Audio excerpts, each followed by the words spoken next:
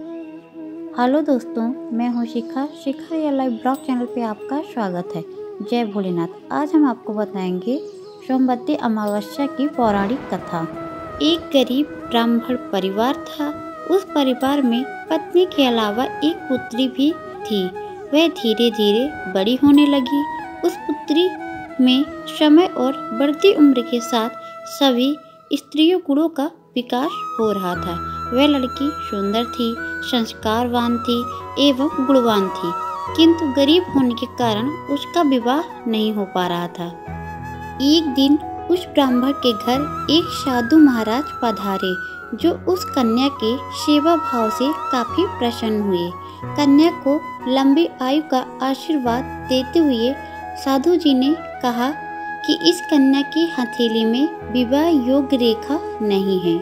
तब ब्राह्मण दंपति ने साधु से उपाय पूछा कि कन्या ऐसा क्या करे कि उसके हाथ में विवाह योग्य रेखा बन जाए। साधु ने कुछ देर विचार करने के बाद अपनी अंतर्दृष्टि से ध्यान करके बताया कि कुछ दूरी पर एक गांव में सोना नाम की धोबिन जाति की एक महिला अपने बेटे बहू के साथ रहती है, जो बहुत ही आचार विचार और संस्कार संपन्न तथा पतिपरायण है। यदि यह कन्या उसकी सेवा करे और वह महिला इसकी शादी में अपने मांग का सिंदूर लगा दे, उसके बाद इस कन्या का विवाह हो तो इस कन्या का वैधत्व योग मिट सकता है। साधु ने यह भी बताया कि वह महिला कहीं आती जाती नहीं है। यह बात सुनकर ब्राह्मणी ने अपनी बेटी से धोबिन की सेवा करने की बात कही। अगले दिन कन्या प्रातःकाल ही उठकर सोना धोबिन के घर जाकर साफ सफाई और अन्य सारे काम करके अपने घर वापस आ जाती। एक दिन सोना धोबिन अपनी बहू से पूछती है कि तुम तो सुबह उठकर सारे काम कर लेती हो और पता भी नहीं चलता। बहू ने कहा, माँ जी, मैंने सोचा कि आप ही सुबह उठकर सारे काम खुद ही खत्म कर लेती हैं। मैं तो देर से उठती हूँ। इस पर दोनों सास बहू निगरानी करने लगी कि कौन है जो सुबह ही घर का सारा काम करके चला जाता है। कई दिनों के बाद धोबिन ने देखा कि एक कन्या मुंह अंधेरे घर में आती है और सारे काम करने के बाद चली जाती है। जब वह जाने लगी तो सोना धोबिन ने उसके पैरों पर गिर पड़ी। पूछने लगी, आप कौन हैं और इस तरह छुपकर मेरे घर की चाकरी क्यों करती हैं? तब कन्या ने साधु द्वारा कही गई सारी बातें बताई। सोना धोबिन पतिपरायण थी, उसमें तेज था। वह तैयार हो गई। सोना धोबिन के पति थोड़ा अस्वस्थ थे। उसने अपनी बहू से अपने लौट आने तक घर पर ही रहने को कहा।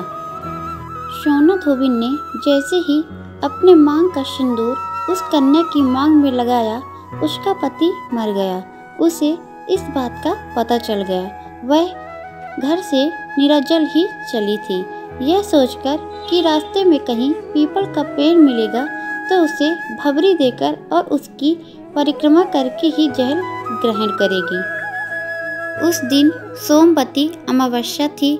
ब्राह्मण के घर मिले हुए पकवान की जगह उसने ईंट के टुकड़ों से 108 बार भमरी देकर 108 बार पीपल के पेड़ की परिक्रमा की और उसके बाद जल ग्रहण किया। ऐसा करते ही उसके पति के मुर्दा शरीर में वापस जान आ गई। धोबी का पति वापस जीवित हो उठा। इसलिए सोमवती अमावस्या के दिन से शुरू करके जो व्यक्ति हर अमावस्या के दिन भमरी देता है, उसके सुख और सौभाग्य में वृद्धि होती है। पीपल के पेड़ में सभी देवों का वास होता है। अतः जो व्यक्ति हर अमावस्या को न कर सके, वह सोमवार को पड़ने वाली अमावस्या के दिन 108 वस्तुओं की भमरी देकर सोना धोबिन और गौरी गणेश की पूजा करता है, उसे अखंड सौभाग्य प्राप्त होता है। ऐसी प्रचलित परंपरा है कि पहली सोमवती अमावस्या के दिन धान, पान, हल्दी, सिंदूर और सुपारी की भबरी दी जाती है। इसके बाद सोमवती अमावस्या को आप अपने सामर्थ्य के हिसाब से फल, मिठाई, सुहाग सामग्री, खाने की सामग्री इत्यादि की भंवरी दी जाती है और फिर इस भंवरी पर चढ़ाया गया सामान किसी सुपात्र, ब्राह्मण, ननद, बेटी या भांजे को दिया जा सकता है। अगर आपको मेरी ये वीडियो अच्छी लगे तो प्लीज़ वीडियो को लाइक कीजिएगा, चैनल को सब्सक्राइब कीजिएगा और वीडियो को शेयर कीजिएगा। मिलते हैं नेक्स्ट वीडियो पे।